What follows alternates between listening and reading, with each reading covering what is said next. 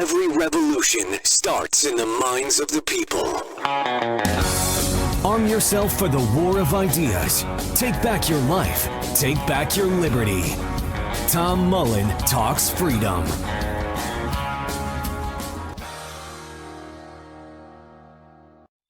Hello, everyone, and welcome back to Tom Mullen Talks Freedom. Today, my guest is James O'Keefe. James established Project Veritas in 2011 as a nonprofit journalism enterprise to continue his undercover reporting work. His organization investigates and exposes corruption, dishonesty, self-dealing, waste, fraud, and other misconduct in both public and private institutions to achieve a more ethical and transparent society. And in addition to serving as CEO and chairman of the board of Veritas, James is also the author of 3 books, including American Pravda, Breakthrough, and his latest, already an Amazon bestseller in advance of its release date next week, American Muckraker, Rethinking Journalism for the 21st Century. James, congratulations on the new book and welcome. Great to be with you, and thank you for that introduction. My pleasure. James, the sleeve copy of your book begins with a quote from George Orwell's 1984. And it says, "Freedom is the freedom to say 2 + 2 make 4. If that is granted, all else follows." Is the government media complex trying to do to us what O'Brien and the government of Oceania did to Winston Smith in the novel and just make us believe what they tell us despite what we see with our own eyes and ears? Hey, you just answered your own question. I couldn't say it any better myself, except to say that I think it's kind of funny. I was born in the year 1984. How prophetic. Yeah, I mean, this book, An American Muckraker, is really, it's all nonfiction, which it's kind of shocking because you read it and it evokes audible gasps because you're like, this really what's happening in the United States? Like anecdotally, the instance, considering the tyrant O'Brien was interrogating Winston in 1984. This is what you're talking about. For those of you who need to reread 1984, O'Brien, the tyrant, is interrogating the protagonist, Winston Smith, the last man, as Orwell calls him, the man who's being tortured by the state. And the torturer says, 2 + 2 = 5. And paraphrasing Winston says, well, no, I don't understand. 2 + 2 = 4. And finally, he unleashes the rat in the cage that eats Winston's face. And Winston, okay, fine, 2 + 2 is whatever you want it to be. And that moment, I think the rat isn't yet on our face, but there is a moment in this book where I describe a postal worker, Richard Hopkins, being interrogated by his O'Brien, a man named Russell Strasser. Again, not science fiction, reality. Russell Strasser works for the Inspector General's office, former FBI agent, federal agent. He's doing a Soviet-like recanting. North Korea, gun to your head, please recant your statements that you witnessed ballot fraud. And you would say, well, James, you're just making this up, except the mailman recorded the interaction on his iPhone. And that's the difference, right? We live in a world where you do have these things in your pocket. They can record audio, and we can expose the reality. And the reality contradicts the narrative that we often read and we see. And that narrative is written in newspapers like the Washington Post and the New York Times, which does not deal in video. They don't want to publish audio, video. They publish the written word accounts that include, according to people familiar with the matter. We don't know who those people are. We can't hear their voices. And oftentimes the people familiar with the matter, those anonymous sources, contradict incontrovertible video evidence. And that's the story of American Muckraker. And that tells the stories of the whistleblowers who do the work and their endurances. I saw that you were on Timcast a few days ago, but let me tell you something that stuck with me from your last appearance. And I believe this is maybe back in December or November, but you were talking about exactly that. This postal worker has witnessed some voter fraud and he wants to talk about it, and they interrogate him and he records the interrogation. And the Washington Post tries to fact check your story, which is either a transcript or based on the recording. And you're sitting there recounting this saying, but I have the recording, rock, beat, scissors. Is this arrogance on their part? Do they just believe, look, I can tell you something that you can see is not true and get away with it? Or are they so far in their own bubble that they actually believe the things they write? Well, that was Jacob Bogage of the Washington Post, who had people familiar with the matter. Now, what's ironic about that is we had a recording of the matter. So there's people familiar, and those are either the guy doing the interrogation or someone who the hearsay, that is the secondhand source who the guy talked to. But either way, it's not going to be as accurate as a recording. Think of it. That this is Kafkaesque. This is no longer Orwellian. It's like, don't trust the evidence. Trust the secondhand source who heard something from someone, and you have to trust us by virtue of the fact that we declare ourselves credible. So let me get this straight. Jacob Bogage of the Washington Post is credible by virtue of the decree that he is credible. Well, that sounds like a self-anointed racket, right? And after a while, to draw a metaphor, it's like when you use anonymous sources, you're withdrawing currency from the ATM of your own credibility. And if all you do is make withdrawals and don't make deposits into that credibility by showing actual evidence, well, eventually people will stop trusting you.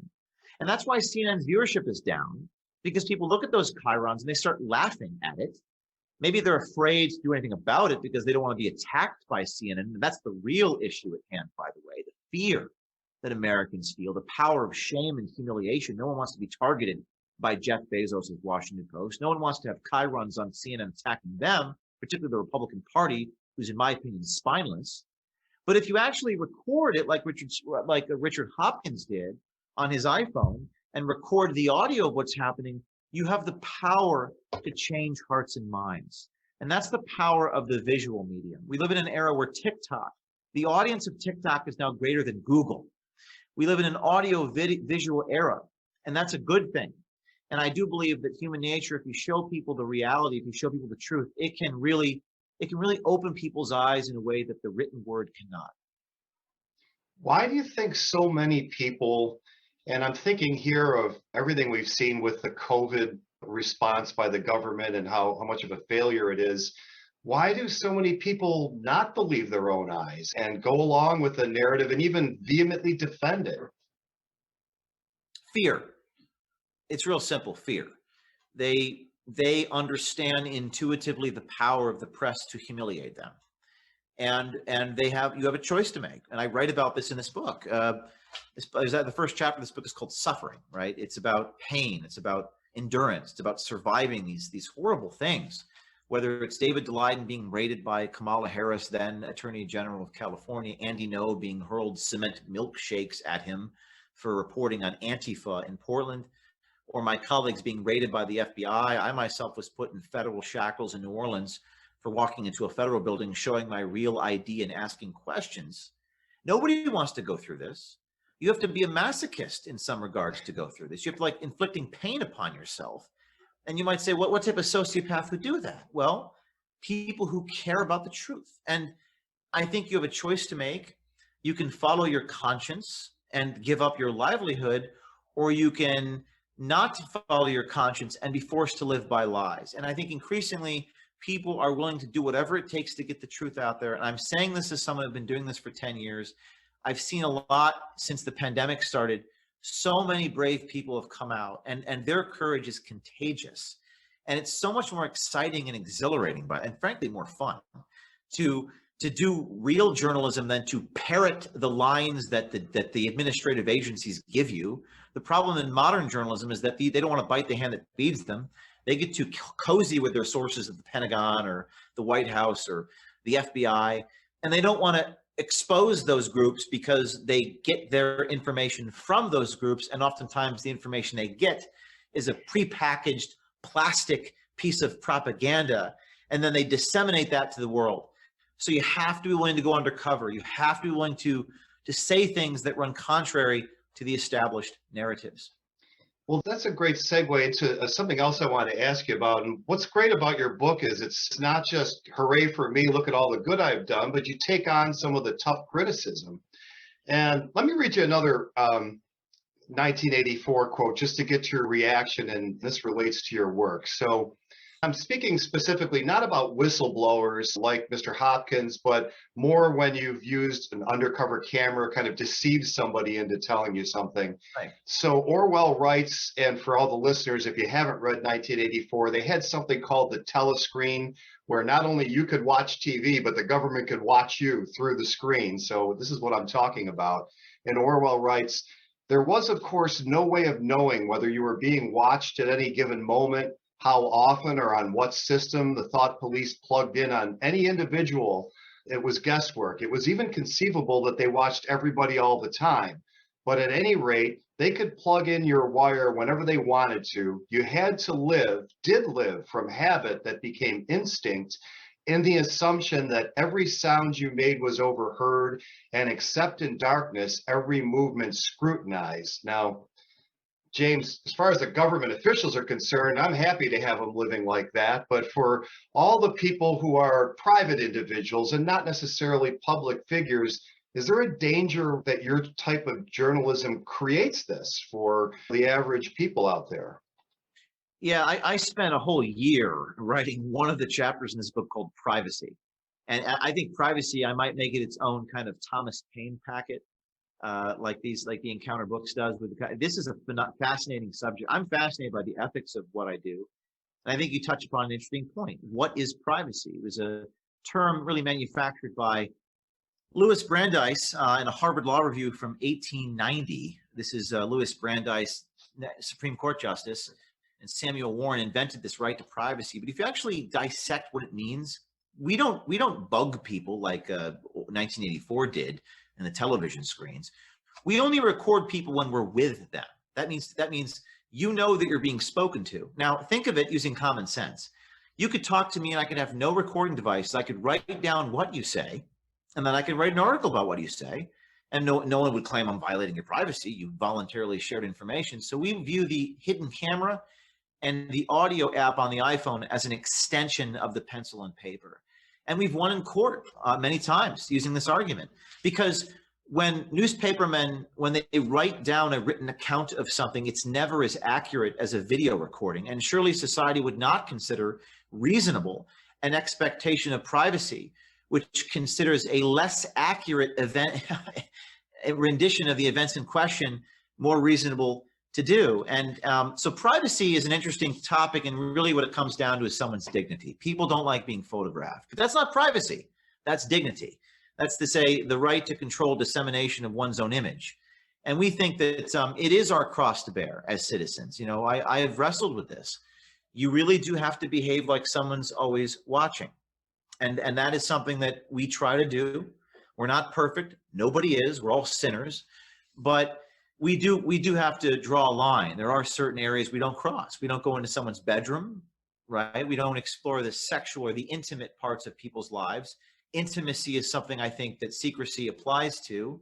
The Supreme Court of the United States has protected the right of a journalist not to reveal your source. So that's an area where you can keep secrets. And the secrecy of the freedom of association. So you're not allowed to disclose a donor to a foundation. And that was the NAACP case in 1958.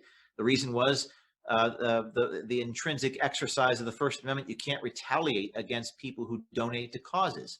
So there are these boundaries that exist in the law and ethics and journalism. Of course, the rub on me is I'm a scumbag, criminal, unethical person, but this book wrestles more with ethics than frankly, than any journalism textbook out there. And I think it's important for people to behave ethically and behave properly. But of course, in journalism these days, they don't even think about that. I hired a guy recently who came from one of these established newsrooms, and he told me, James, in the first 4 days at Project Veritas, I've heard more about journalism and journalism ethics than in my entire, decade tenure in my corporate newsroom. So it's interesting how they project onto us what they are. They often accuse their adversary of that which they are, which is something that we've also seen over the years at Project Veritas. Well, you mentioned lawsuits, and one of the controlling factors here for your behavior, their behavior, is the courtroom. And you say in the book that you never settle lawsuits. I won't say that you like them, but you almost seem to gleefully participate even in suits against Project Veritas. Why is that? You are asking very good questions. There's a chapter called litigation in this book. I learned in my life, I was sued, a dozen times or thereabouts in the first few years of my existence, and they were trying to break my will because litigation is so expensive, and oftentimes people don't have a choice but to settle because it's too painful to go through it. You have to go through what's called discovery, and people don't want their emails, brought into court. I said, for lack of a better way of putting it, F it. You can go through my emails. I've got nothing to hide. I had to learn that through the school of hard knocks. They have everything to hide. The New York Times doesn't want me going through their emails, obviously, because they behave unethically, and I can back that statement up. In a recent defamation lawsuit, which I, by the way, refuse to settle, no amount of money will make me settle this case against the New York Times. I won a historic victory in the Supreme Court of the state of New York, where I live. The judge ruled that the New York Times acted with disinformation and deception in articles reporting about me, claiming that I did deceptive reports. The New York Times said to the judge, "Well, Your Honor, that was just our opinion," by which the judge responded, "Why the hell did you put your opinion in the first sentence of a news article and call it fact?" It wasn't an opinion, obviously. And now we get to see the New York Times emails. We get to see the New York Times statements. And one such statement they made in the discovery process of litigation was this: "Your Honor, we got the facts wrong." They admitted in court they got the facts wrong in that Minnesota video that we did about ballot harvesting. They said it was not illegal. They admitted in court it was illegal, what we exposed. And the New York Times refused to correct the article. So obviously this sent shockwaves throughout the New York Times. People attacked me. They said, "James, you're against the First Amendment." I say, "No, I'm not. I'm pro First Amendment." The First Amendment does not cover defamation. You can't intentionally lie about a public figure with actual malice. You can't yell fire in a crowded theater, to quote Oliver Wendell Holmes. There are boundaries to the First Amendment. And when you do that, you're actually acting anathema to the First Amendment. You are propagandizing. You are deceiving the audience. So I've learned in my life not to settle lawsuits we've never lost. And that's why people stopped suing me, because they did not want to be deposed under oath on videotape.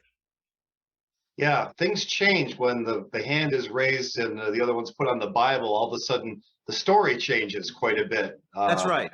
And all walks of life. The other accusation I think I've heard a lot about some of your reporting is, well, he takes things out of context. Now, the first thing is, sometimes the statements made, I just can't imagine what context would make this different. But what do you say to that you're editing your videos in a way that makes the non-sinister look sinister, etc.? Easy. Give me an example. Give me an example. And by the way, they never can. They never can. It's all just, it's all bullshit. There's no actual example of this. In fact, in court, they said this. And by the way, I love what you just said. Things change when your hand's on that Holy Bible. Now, a lot of these people are atheists. They don't even believe in God. But things change when you're in court. You could be impeached. Your credibility can be. You can't. It's the law of non-contradiction. You can't say one thing over here and then another thing over here. In court, you'll be impeached. Your credibility will be impeached. Like Lauren Windsor, one of these individuals that we deposed in the Democracy Partners case. She said that she was editing things out of context, and our lawyer cross-examined her and said, "What did you do? You left out this." And she goes, "Well, I edited it out." And what's interesting about Project Veritas is that no one can ever give an example of an actual selective edit. They can never name one. In fact, I will write a $10,000 check to a charity of anyone's choice if they can give me one example in the last 10 years of something that I actually published. By the way, huge distinction. We get a lot of stuff sent to us. I don't publish it. Something I actually published that was false, where I took someone's words out of context. You will not be able to find such an example. In one case, I was sued for defamation for quoting someone accurately, and somehow it got to trial. This is in North Carolina. And I quoted this guy, Scott Vogel, and he said this woman was a bird dogger, and I quoted him saying this. This was the Hillary Clinton versus Donald Trump election. It got to jury verdict. I don't know how the hell it got past summary judgment in federal court, but you're going to have to figure that stuff out for yourself. It gets to jury verdict, and the judge gavels the case, federal judge, Reichinger of the North Carolina Federal Court says, this is ridiculous. He says, you're suing James O'Keefe for quoting this person. Where is the defamation? And they had no, it was in that moment that their lawyers were fumbling and bumbling with their words. They were making up all this crap that didn't make any sense. And the judge dismissed the case and said something to the effect of, I'm paraphrasing, he said, counselor, if you sued Mike Wallace, the late guy from 60 Minutes, if you sued him for what y'all are suing James O'Keefe for, everyone in this courtroom would laugh at you. And I had to litigate all the way to a jury verdict, which was very terrifying. I mean, I could lose, not because I'm wrong, but because my welfare is in the hands of a jury. Sure. And I think that's what it's about. It's about not compromising. It's about standing by your reporting. And these people who make these statements are really projecting onto me what they do, because they do selectively edit. That's the soup they swim in at these organizations. So I know you're loaded up with interviews here, James. We're going to link to your book, of course, on our show notes page. If people want to get involved with your organization, how do they do it? Well, the best thing to do right now is to buy the book. All proceeds go to our nonprofit, Project Veritas. You can go to AmericanMuckraker.com. The book is behind me. It's for sale. Sort of breaking news right now. I don't know why Amazon is returning copies of the book to people. I don't know what that's about, but we'll see what that's about. But it's number 12 on Amazon globally, worldwide. It's available on Tuesday. You can pre-order it. Go to AmericanMuckraker.com to buy the book. Support the salaries of our journalists. Support our nonprofit organization. There's not a lot of places for these whistleblowers to go. Read their stories and learn how to tell the truth in clown world. Because I'm not a cynic. I believe that we're going to succeed against these forces that seek to stop us. Well, I appreciate you spending the time with us, James. Congratulations again on the book. Good luck with your work, and we'll keep following you. I hope you'll come back. Thank you. Take care. The war of ideas has only just begun. Arm yourself with the knowledge you need by heading to TomMullenTalksFreedom.com and subscribing to our email list. And remember, every revolution starts in the minds of the people.